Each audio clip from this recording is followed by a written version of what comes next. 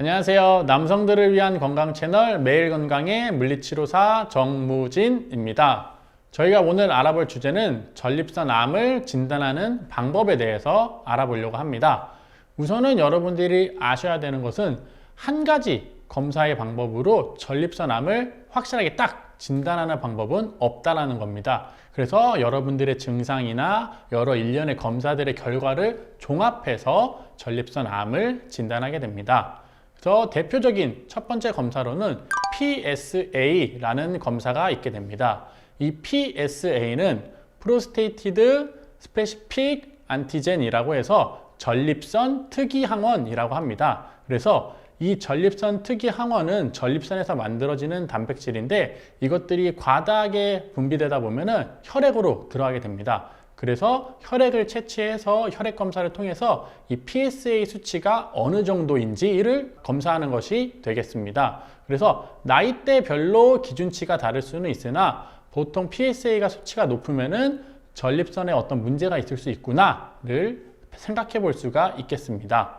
대신에 PSA 수치가 높다라고 해서 반드시 전립선 암이 있는 것은 아니고요. 전립선 비대증이나 전립선 염이 있게 돼도 PSA 수치가 높게 나올 수 있고, 그 외에도 인종이나 나이, 그리고 내가 복용하는 약이나 최근에 성관계에 대한 횟수나 사정의 횟수에 따라서 이 PSA 수치가 변할 수 있기 때문에 높다라고 해서 내가 암에 걸렸구나는 아니다라고 생각하시면 좋을 것 같습니다. 두 번째 검사는 직장수지 검사입니다. 직장수지 검사 같은 경우에는 이제 손가락을 이용해서 항문으로 손을 넣어서 이제 전립선의 크기를 체크해보고 딱딱하거나 이상한 부위는 없는지 확인하는 검사입니다. 그래서 이 직장수지 검사에서 이상이 없다라고 나올 수 있는데, 이상이 없다라고 해서 항상 전립선 암을 배제하는 것은 아닙니다.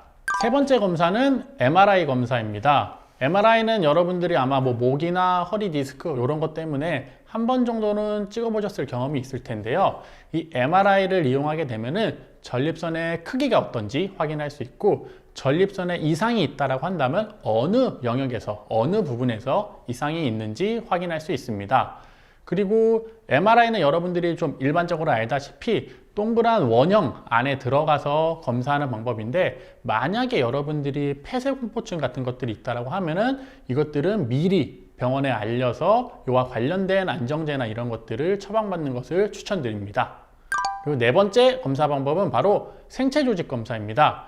전립선으로부터 몇 가지 여러 샘플 조직들을 얻어가지고 이것들을 검사하는 방식인데, 이 조직 검사를 통해서는 내 암이 어떤 종류이고 어떤 등급인지를 알 수가 있습니다. 그래서 비교적 가장 제일 정확한 전립선 암을 진단하는 방법이라고 보시면 될 것 같습니다. 그 외에도 CT나 뼈 스캔과 같은 여러 가지 검사 방법들이 존재하게 됩니다.